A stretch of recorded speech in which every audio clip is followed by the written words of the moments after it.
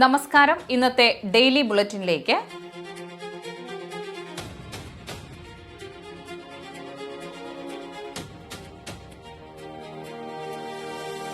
നാളെ 2026 ജൂലൈ മാസം 10-ാം തീയതി വെള്ളിയാഴ്ച.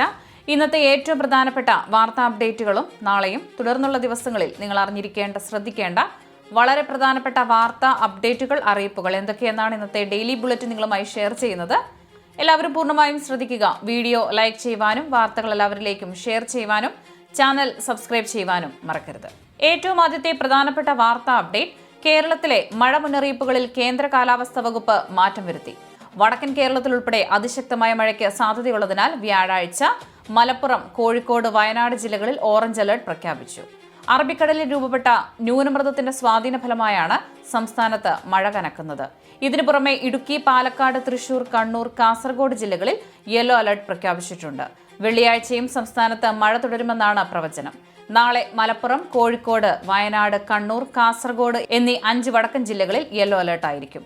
മഴ കനക്കുന്ന സാഹചര്യത്തിൽ ദുരന്ത നിവാരണ അതോറിറ്റിയും ജില്ലാ ഭരണകൂടങ്ങളും സുരക്ഷാ നിർദ്ദേശങ്ങൾ കർശനമാക്കിയിട്ടുണ്ട്. പുഴയോരങ്ങളിൽ താമസിക്കുന്നവർ പ്രത്യേകം ജാഗ്രത പാലിക്കണം. മലയോര മേഖലകളിലേക്കുള്ള രാത്രി യാത്രയ്ക്ക് കർശന നിയന്ത്രണം ഏർപ്പെടുത്തിയിട്ടുണ്ട്. വൈകിട്ട് 7 മുതൽ രാവിലെ 7 വരെയുള്ള യാത്രകൾ പരമാവധി ഒഴിവാക്കാനാണ് നിർദ്ദേശം. ഉരുൾപൊട്ടൽ സാധ്യതയുള്ള പ്രദേശങ്ങളിൽ താമസിക്കുന്നവരെ സുരക്ഷിത സ്ഥാനങ്ങളിലേക്ക് മാറ്റാനുള്ള നടപടികൾ പുരോഗമിക്കുകയാണ്. അടിയന്തര സാഹചര്യങ്ങൾ നേരിടാൻ ജില്ലാ കൺട്രോൾ റൂമുകൾ 24 മണിക്കൂറും സജ്ജമാക്കിയിട്ടുണ്ട്.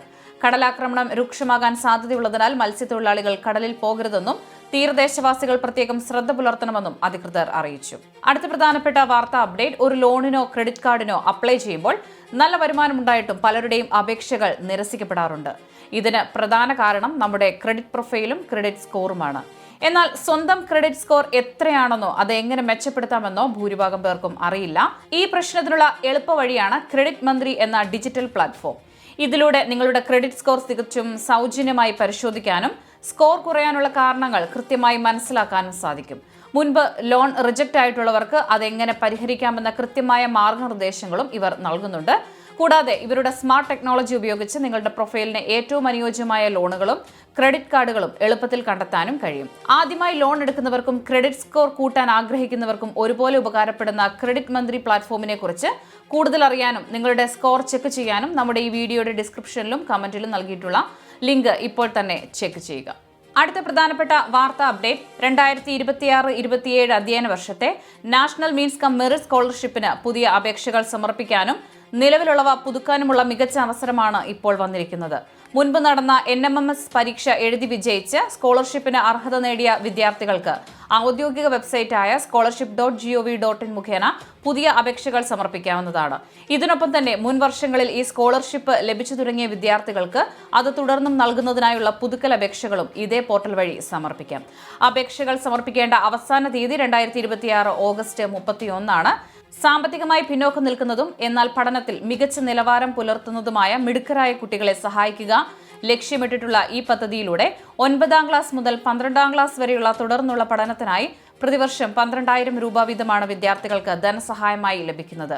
നിലവിൽ സർക്കാർ അല്ലെങ്കിൽ എയ്ഡഡ് സ്കൂളുകളിൽ 8ാം ക്ലാസ്സിൽ പഠിക്കുന്ന വിദ്യാർത്ഥികൾക്കാണ് ഈ ആനുകൂല്യത്തിന് അർഹതയുള്ളത്. കൂടാതെ അപേക്ഷകർ തങ്ങളുടെ 7ാം ക്ലാസ് പരീക്ഷയിൽ കുറഞ്ഞത് 55% മാർക്ക് നേടിയിരിക്കണമെന്നും രക്ഷിതാക്കളുടെ വാർഷിക വരുമാനം 3.5 ലക്ഷം രൂപയിൽ താഴെ ആയിരിക്കണമെന്നുമാണ് ഇതിനുള്ള പ്രധാന യോഗ്യതകൾ.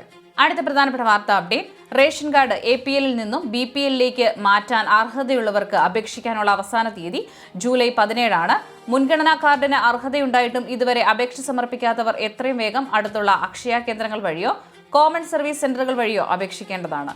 റേഷൻ കാർഡിൽ ഉൾപ്പെട്ടിട്ടുള്ള ആർക്കെങ്കിലും സർക്കാർ ജോലിയോ സർവീസ് പെൻഷനോ ഉണ്ടാകാൻ പാടില്ല. കുടുംബത്തിന്റെ പ്രതിമാസ വരുമാനം 25,000 രൂപയിൽ കൂടരുത്. വിദേശ ജോലിയുള്ളവർ ഉണ്ടാകരുത് എന്നിവയാണ് പ്രധാന സർക്കാർ മാനദണ്ഡങ്ങൾ. കൂടാതെ സ്വന്തമായി 1 ഏക്കറിലധികം സ്ഥലമോ 1000 സ്ക്വയർ ഫീറ്റിന് മുകളിൽ വിസ്തീർണമുള്ള വീടോ സ്വന്തമായി 4 ചക്ര വാഹനമോ ഉള്ളവർ BPL കാർഡിന് അർഹരല്ല. ഈ നിബന്ധനകളെല്ലാം കൃത്യമായി പാലിക്കുന്നവർക്ക് റേഷൻ കാർഡ്, വരുമാന സർട്ടിഫിക്കറ്റ്, BPL സർട്ടിഫിക്കറ്റ് കൂടാതെ പ്രസക്തമായ മെഡിക്കൽ ബോർഡ് സാക്ഷ്യപത്രങ്ങൾ എന്നിവ സഹിതം ജൂലൈ 17 അപേക്ഷകൾ സമർപ്പിക്കാവുന്നതാണ്. അടുത്ത പ്രധാനപ്പെട്ട വാർത്താ അപ്ഡേറ്റ്: നമ്മുടെ വീടുകളിൽ നിന്നും ഹരിതകർമ്മസേന വന്ന് മാലിന്യങ്ങൾ ശേഖരിക്കുന്ന രീതിയിൽ ഇനി വലിയ മാറ്റം വരാൻ പോവുകയാണ്. കേന്ദ്ര സർക്കാരിന്റെ പുതിയ ഖരമാലിന്യ പരിപാലന നിയമം വരുന്നതോടെ കേരളത്തിൽ മാലിന്യ സംസ്കരണ രീതി പൂർണ്ണമായും മാറും. നിലവിൽ നമ്മൾ പച്ച, നീല എന്നിങ്ങനെ 2 കുട്ടകളിലാണ് മാലിന്യങ്ങൾ ഇടുന്നത്. എന്നാൽ ഇനി മുതൽ മാലിന്യങ്ങളെ 4 ഭാഗങ്ങളായി തരംതിരിക്കണമെന്നാണ് പുതിയ നിയമം പറയുന്നത്. അടുക്കളയിൽ നിന്നുള്ള നനഞ്ഞ ജൈവ മാലിന്യങ്ങൾ അഥവാ വെറ്റ് വേസ്റ്റ്, പ്ലാസ്റ്റിക്കും പേപ്പറും പോലെ ഉണങ്ങിയ അജൈവ മാലിന്യങ്ങൾ അഥവാ ഡ്രൈ വേസ്റ്റ്, ഡയപ്പറും പാടുകളും അടങ്ങുന്ന സാനിറ്ററി മാലിന്യങ്ങൾ, മരുന്നുകളും വേസ്റ്റും പോലുള്ള പ്രത്യേക ശ്രദ്ധ വേണ്ട മാലിന്യങ്ങൾ എന്നിങ്ങനെ 4ആയി മാറ്റണം.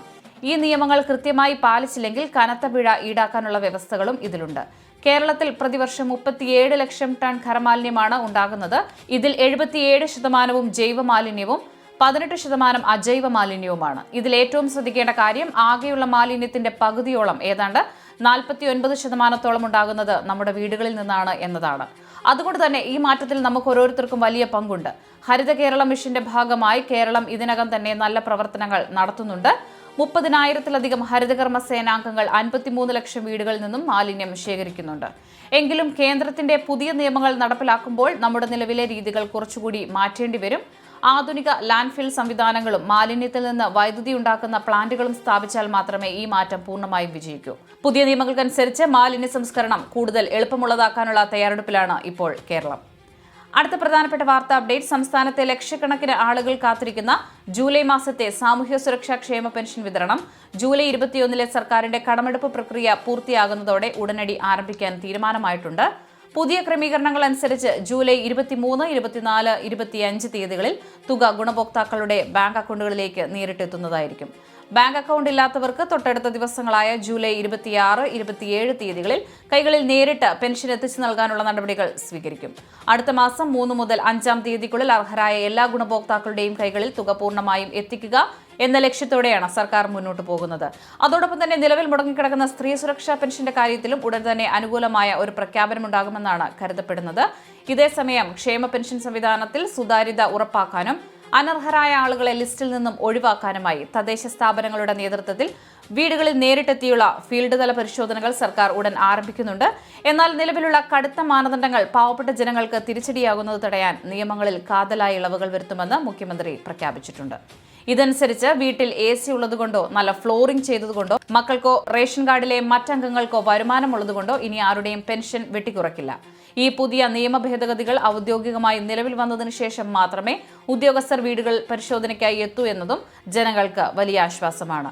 സാമ്പത്തിക പ്രതിസന്ധികൾ നിലനിൽക്കുന്നതിനാൽ പെൻഷൻ തുക 3000 രൂപയായി ഉയർത്തുമെന്ന പ്രഖ്യാപനം ഉണ്ടെങ്കിലും അടുത്ത 5-6 മാസത്തേക്ക് അത് 2000 രൂപയായി തന്നെ തുടരുന്നതായിരിക്കും. 2027 ജനുവരിയിലോ ഫെബ്രുവരിയിലോ അവതരിപ്പിക്കുന്ന അടുത്ത സംസ്ഥാന ബജറ്റിൽ മാത്രമേ തുക വർദ്ധിപ്പിക്കുന്ന കാര്യത്തിൽ അന്തിമ തീരുമാനമുണ്ടാകൂ.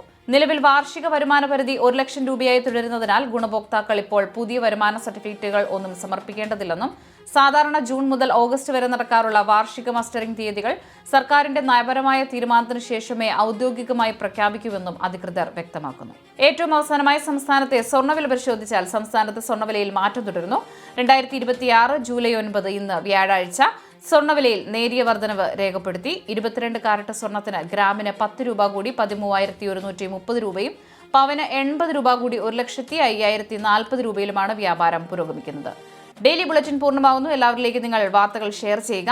യൂട്യൂബിൽ കാണുന്നവർ ചാനൽ സബ്സ്ക്രൈബ് ചെയ്യുക. ഇൻസ്റ്റാഗ്രാമിലും ഫേസ്ബുക്കിലും ഫോളോ ചെയ്യുക.